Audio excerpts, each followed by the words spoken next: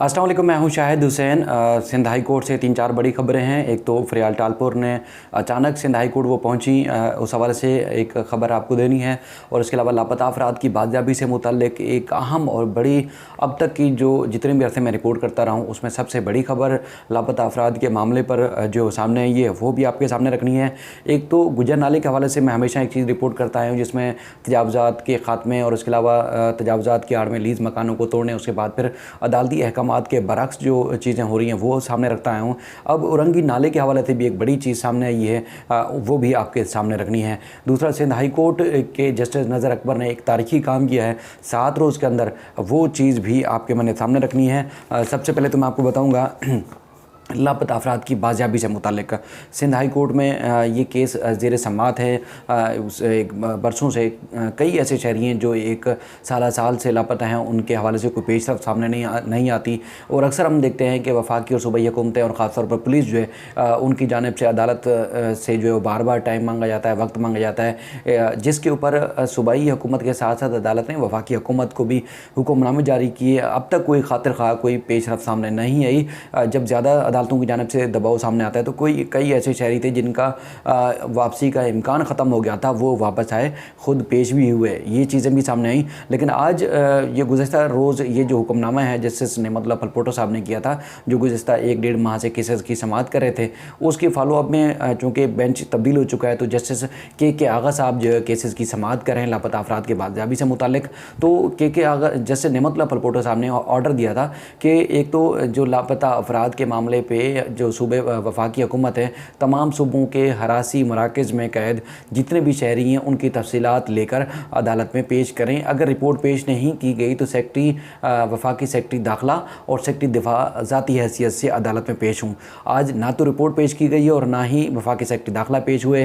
पहले अदालत ने असिस्टेंट अटार्नी जनरल की सजनिश की, उसके बाद उन्होंने ये भी निशानदेही की कि इस मामले को जो कि इंतहाई हसास है उसको संजीदगी से नहीं लिया जा रहा, तो अटार्नी जनरल पाकिस्तान को हम तलब करेंगे। उसके बाद फिर एक केस चला, दूसरा केस चला, उसके बाद फिर मुसलसल देखने में आया कि किसी एक केस में भी जो अदालत ने हुक्मनामा जारी कर रखा था उसमें कोई पेशरफ्त सामने नहीं आई।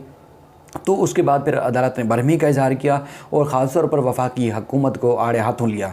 जो दिलचस्प और इंतहाई अहमियत के हामिल अदालत की ऑब्जर्वेशन है वो मैं आपके सामने रखने की कोशिश करता हूँ। एक बाप बेटा है इलियास और अमीन, और इसके अलावा एक शहरी आदिल ख़ान है। उसमें ये अदालत की जानिब से तहरीरी हुक्मनामा सामने है जिसमें उन्होंने कहा है कि वफाकी हुकूमत लापता अफराद की बाजियाबी से मुताल्लिक़ हमेशा रोना धोना मचाती है, हमेशा रोना धोना मचाया होता है, मगर बाजियाबी के लिए जो है कोई इक़दामात नहीं करती, ना ही कोई खातिर खा इक़दामात सामने आते हैं।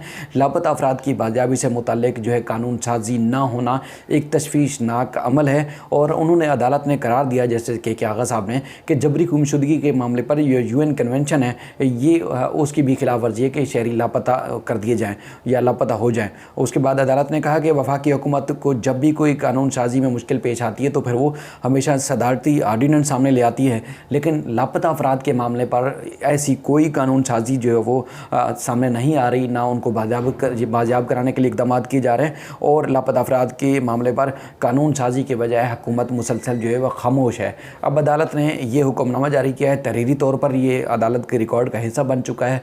ये बहुत बड़ी बात है, इसको बहुत ज़्यादा जो फोरम है उस पर चैलेंज भी किया जा सकता है और इसके ऊपर बात भी की जा सकती है, क्योंकि साल से मैं जैसे आपसे अर्ज़ कर रहा हूँ कि शहरी जो लापता हैं, अब तो जिस तरह वो लापता शहरियों को जो अहल खाना है वो मायूस भी हो चुके हैं। उनका यही मानना होता है कि अब अदालतों से भी शायद कुछ नहीं होना, लेकिन अदालत की जानिब से आज जो हुक्मनामा सामने है उसमें बड़ी पेशरफ्त, अब तक की ये पेशरफ्त कहा जा रहा है। अदालत ने अब आइंदा समाअत पर वफाकी सेक्रेटरी दाखिला और सेक्रेटरी दिफा को रिपोर्ट्स के साथ तलब किया है और कहा कि जितने भी हरासती मराकज़ हैं उनकी तफसीलात के साथ अदालत में रिपोर्ट पेश करें और जो शहरी लापता हैं उनके बैंक अकाउंट्स, शनाख्ती कार्ड जो है ब्लॉक किए जाएँ। और उसके बाद जो 2 तफ्तीशी अफसरान इन केसेस में पेश नहीं हुए थे, अदालत ने उनके जो है उनको शोकाज नोटिस भी जारी किए हैं और 20 अप्रैल तक ये सारी तफसीलात जो है वो तलब की हैं। दूसरा मामला आ जाता है नालों पर तजावज़ात के ख़ात्मे के हवाले से। सुप्रीम कोर्ट ने जो हुक्म दिया था, तो क्योंकि शहरियों का मानना ये है कि जहाँ जहाँ तजावज़ात हैं उसके ख़ात्मे का हुक्म है, चाहे वो नदी नाले हैं या कहीं भी तजावज़ात के ख़ात्मे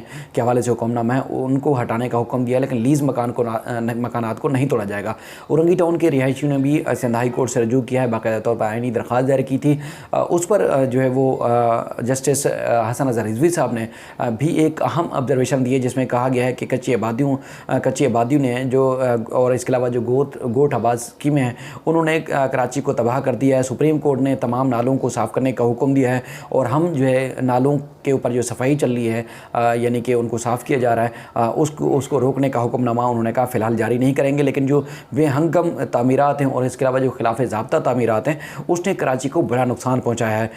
अदालत ने यही कहा कि जो दरख्वास्त गुज़ार है उनसे भी पूछा कि नालों के ऊपर आखिरकार लीज़ जो है वो दे किसने दी इन शहरियों को। और उसके बाद जिस तरह उन्होंने खुद भी कहा कि पिछली दफ़ा कराची में जो बारिशें हुई थी उसमें कितना बुरा हाल हुआ था कराची का, कराची तबाह हो गया था। तो उससे भी कोई जो है वो बेखबर है, लोग बाखबर नहीं हुए, उससे भी लोग जो है वो मायूस नहीं हुए कि आइंदा बारिशें होंगी तो उसके बाद फिर शहरियों का क्या हाल होगा। और उसके बाद फिर उन्होंने ये भी निशानदेही की, क्योंकि ये मामलात को सारे लोग जानते हैं, सबको पता होता है कि कितने वाक़यात उस बारिश में हुए थे। तो उन्होंने कहा कि औरंगी नाले में तो बाकायदा तौर पर बच्चे जो है बह गए थे। बहरहाल दरख्वास्त गुजार की जानिब से कहा गया था कि तो जो तजावज़ात की आड़ में लीज़ मकानात तोड़े जा रहे हैं। उसके बाद फिर उस्मान फारूक साहब ने यह भी कहा कि उनको वफाकी उनको जो सूबाई हुकूमत के जो ज़िली इदारे हैं, मातहती इदारे हैं, शहरी हुकूमत के इदारे हैं, उन्होंने लीज़ दी है तो लीज़ मकानात को तोड़ने से रोका जाए। लेकिन अदालत ने नोटिस जारी किए हैं तमाम हुकूमती इदारों को और उसके बाद फिर अदालत ने दरख्वास्त काबिल समाअत होने से मुतालिक भी दरख्वास्त गुजार के वकील जो उस्मान फारूक साहब हैं उससे दलाइल मांगे हैं। ये भी एक बड़ी पेशरफ्त है, क्योंकि अदालत ने हुक्म इम्तना नहीं जारी किया। एंटी इंक्रोचमेंट और दीगर जो गुजरनाले के ऊपर तजावज़ात के हवाले से जो लीज़ मकानात के से मुताल्लिक़ दरख्वास्तें गई थी उस पर हुक्म इम्तना ज़रूर मिला था, लेकिन तजावज़ात के ख़िलाफ़ ऑपरेशन अब भी जारी है। आज भी गुजरनाले और दीगर जो इलाके हैं वहाँ पर तजावज़ात के ख़िलाफ़ ऑपरेशन जारी है। इसके अलावा सिंध की अद्दी फ़रियाल तालपुर साहिबा को और उनके साथ एक और MPA थे, अदालत ने कुत्तों के काटने की जो वाक़यात थे उसमें उसकी रोकथाम ना करने के ऊपर, उसमें खातिर खा इंतज़ामात ना करने के ऊपर जो MPAs हैं, यानी कि फ़रियाल तालपुर PS रतोडेरो PS 10 से जो MPA मुंतखब हुई थी, इसके अलावा जामचोरो से जो MPA मुंतखब हुए थे उनको नाअहल करार, उनको मुअत्तल करने का हुक्म दिया था। और उसके बाद कितने दिन से आपको पता है कि बात भी चल रही थी, लेकिन आज अचानक फ़रियाल तालपुर साहिबा सिंध हाई कोर्ट पहुंची और उन्होंने हलफनामा जमा कराया है और एफिडेविट जमा कराने के साथ उन्होंने इस मौक़िफ़ इख्तियार किया है कि एक तो MPAs का जो काम है वो कुत्ता मार मुहिम या कुत्तों के ख़िलाफ़ कार्रवाई करना नहीं है, बल्कि कानून साजी है। और उसके बाद जो म्यूनसिपल कमेटीज़ या जो शहरी हुकूमतों के इदारे होते हैं उसमें MPA का काम जो है उसमें मुदाखलत नहीं है। और उसके बाद जो सिंध हाई कोर्ट के सर्किट बेंच ने जो हुक्मनामा जारी किया था, जैसे आफ्ताब अहमद गुरर साहब ने, वो भी जो है वो खिलाफ़ कानून और खिलाफ़ हक़ाइक़ है, इसलिए उनका जो हुक्मनामा है उसको मुअत्तल किया जाए और उसके बाद उस पर हुक्म इम्तना जारी किया जाए और इनकी दरख्वास्त की समाअत जो है वो फौरी तौर पर की जाए। फ़ारूक नायक जो कि सीनियर पीपल्स पार्टी के रहनुमा हैं, उनके साथ वो आई थी अदालत और उसके बाद फिर उन्होंने एफिडेविट करा के वो वापस चली गई। ये चीज़ें सामने आई। अब इनकी जो दरख्वास्त की बाकायदा समाअत होगी वो सखर बेंच में होगी, लेकिन उन्होंने जो सुप्रीम सिंध हाई कोर्ट का जो हुक्मनामा था उसको बाकायदा तौर पर चैलेंज किया है, नज़रसानी की दरख्वास्त दायर की है। इसके अलावा हलीम आदिल शेख की दरख्वास्त समाअत की भी आज समाअत थी और उसके अलावा उनको ट्रायल कोर्ट में भी पेश किया गया। लेकिन जस्टिस के आगा साहब के पास जब दरख्वास्त समाअत के लिए उनका केस की बारी आई तो उसके बाद उन्होंने कहा कि ये चूँकि मुतलका रोस्टर नहीं है, मुतलका बेंच नहीं है, इसलिए उनके पास ये केस लगाया गया है, लेकिन वो इस केस की समाअत नहीं करते, उन्होंने माजरत कर दी। तो उसके बाद फिर उन्होंने मुतलका जो रोस्टर के मुताबिक जो बेंच होगा उसको ये केस अरसाल करने की क्या हुक्मनामा जारी किया है। उसके बाद 25 मार्च को इस केस की समाअत होगी। जो ख्वाजा शमसुल इस्लाम हैं, हलीम आदिल शेख के वकील, उन्होंने मौक़िफ़ इख्तियार किया कि 16 फरवरी को इनको गिरफ़्तार किया गया। उसके बाद फिर आज तक वो जेल में हैं। हुकूमत उनके ऊपर झूठे और मनगढ़ंत मुकदमात मुसलसल बनाई जा रही है और वो आज तक वो जेल में, लिहाजा उनकी दरख्वास्त सुनी जाए। लेकिन अदालत ने और दरख्वास्त सुनने से इनकार कर दिया और दूसरे बेंच को भेज दिया। दूसरा ट्रायल कोर्ट में भी आज उनके केस में कोई पेशरफ्त नहीं हो सकी है।